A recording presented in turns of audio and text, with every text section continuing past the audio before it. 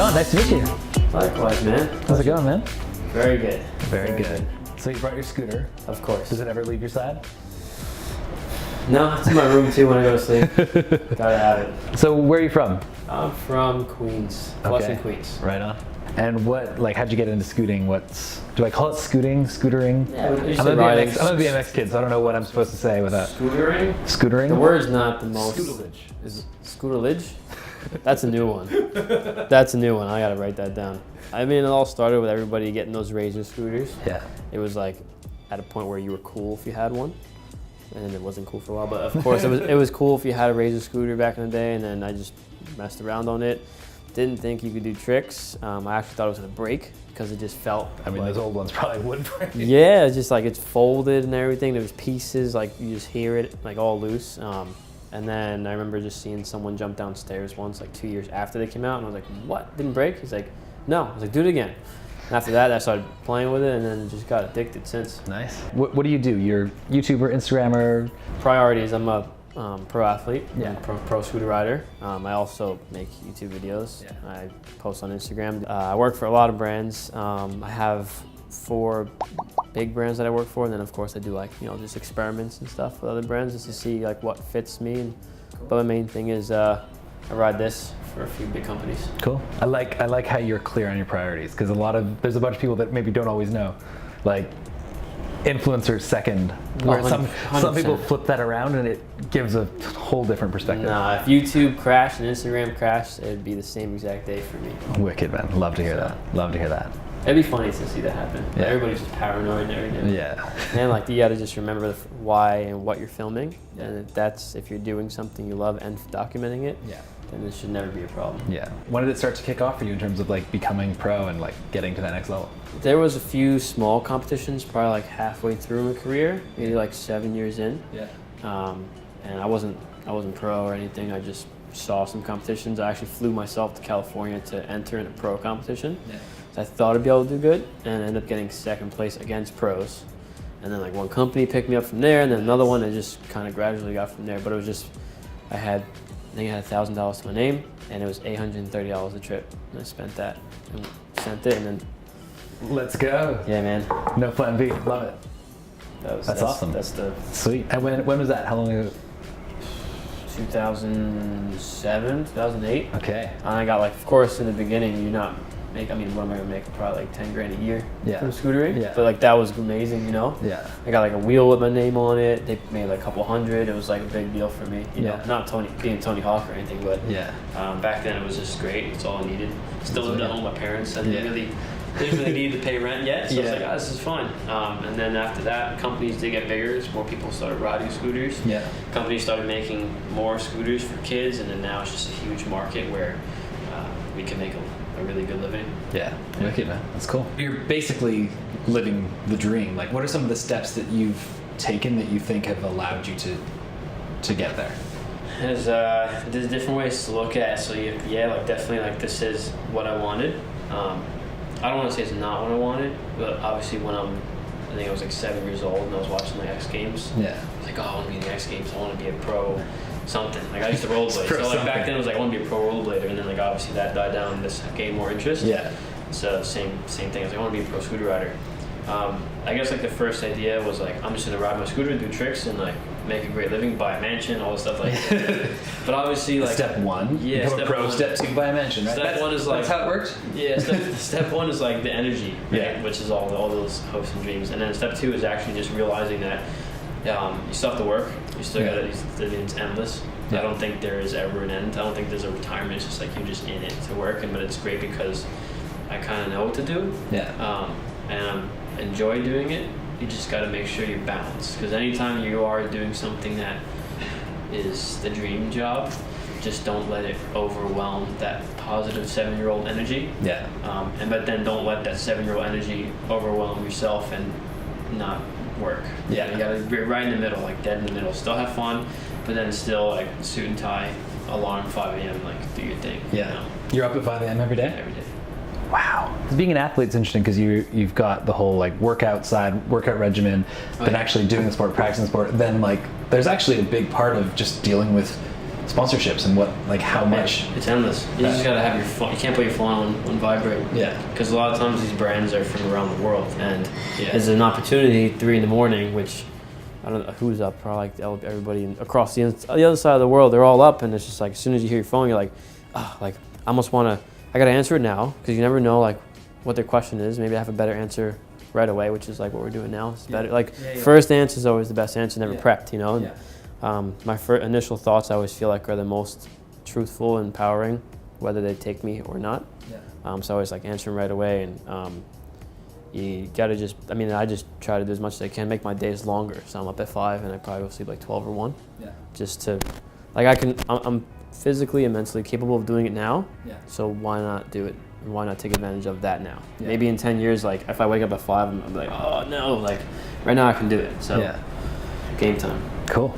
I think that's one thing that's really interesting. I think a lot of people viewing what the lifestyle of being an athlete is, I don't think they realize how much work goes in behind the scenes.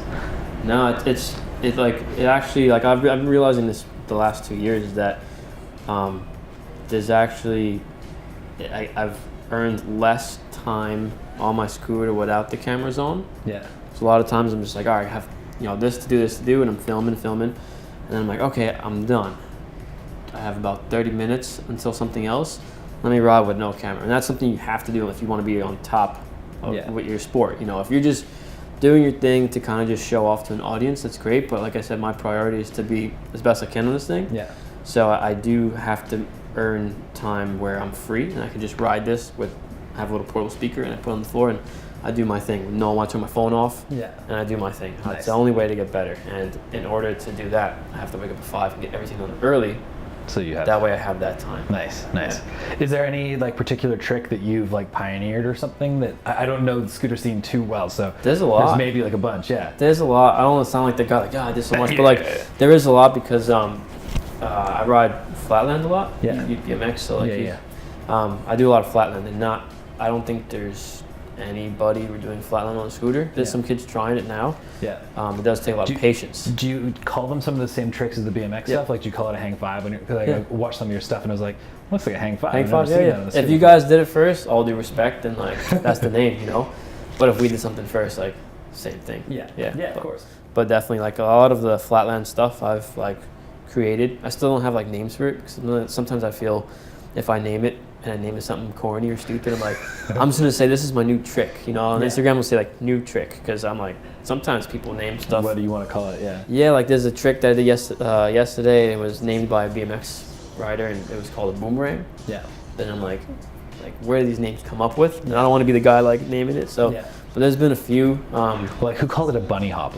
Come on, we got to do something. Whoever that was. Shout out. Do you call it bunny hop on a scooter too? I have to. I have to. Just what it is. What's one of the things you're really proud of that you've done? You're a pioneer. It's crazy because a lot of people always ask me, even kids, they go, "What's my best trick? What's my favorite trick?" Right? That's what I'm not saying your best or favorite. What's a couple? What's a few of them? Because there's. Just overall flatland scootering. No one's ever really taken time or had the patience to try because it does take so much time. Doing a trick off a ramp, I feel. Obviously, I don't want to say it's easy, but I think it's easier because it's over and done with faster. Either you land it in 10 tries or you fall, and you can't do it today, right? But on flatland, you can be there. There was a trick that took, I think it was 900 something tries. It was 723 one day, which was 6 hours, and then I went the next day and it was 100 something, and I added it all up, and I was like, damn, How'd you keep track of that? It was 723 tries. The minutes, so I had the camera rolling and I just checked the minutes and I checked how many times I could try per minute and just did the calculations and I was just damn it, man, right? And what was that trick? So it's a whip to hang 5. Okay. But it's whip catch on the pedal. Catch on the peg. So imagine a tail whip and you land on the front peg only. And then no pedals, no frame, no nothing. Just I'm trying to see look at your little bunny hop, tail whip, land on one peg. Can you go and show it to us outside? There's no way. No? I don't have it that easy. It's still a trick that will take me a while, but I can do it easier than 700 now. Probably 20 minutes, which is, that's something where I'm okay with that now. Nice. But a lot of the flatland stuff, because all the kids, I guess, when they first get into something, they're always interested in the eye candy, right? So Yeah. like backflips or Yeah. 360s, they love that. Yeah. So that this flatland stuff, I think, is for a more mature group if they ever get to it. Yeah. And the majority of scooter riders, especially all the viewers, are kids. Yeah. So I don't blame them for not trying. I didn't want to try it. Like I didn't like that stuff. I was Yeah. worried about doing a front flip back in the day. Yeah. But you know, that's my focus now. Yeah. Nice.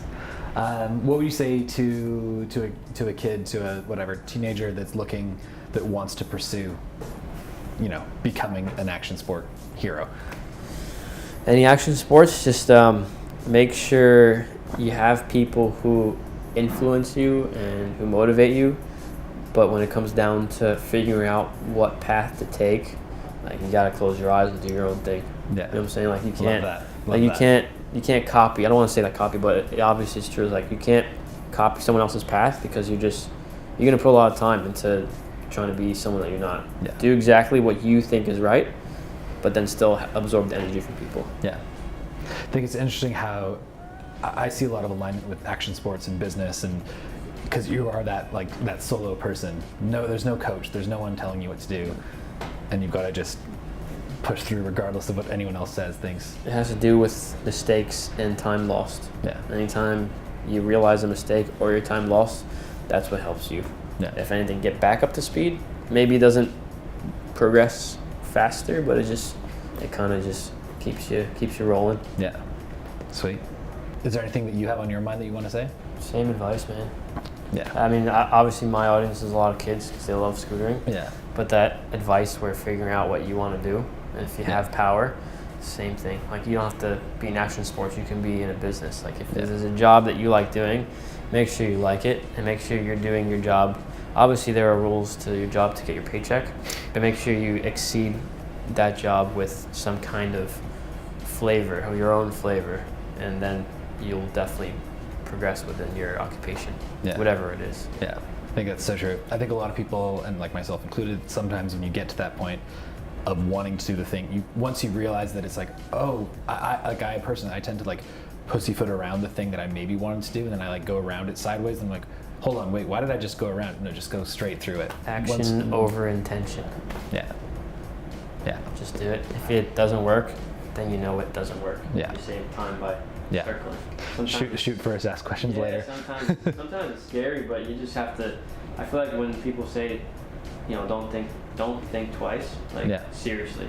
Yeah. Like just go. Like what do you have to lose? Like there's nothing ever really, really bad you can lose besides time. And sometimes that time that you lose is time earned after. Yeah.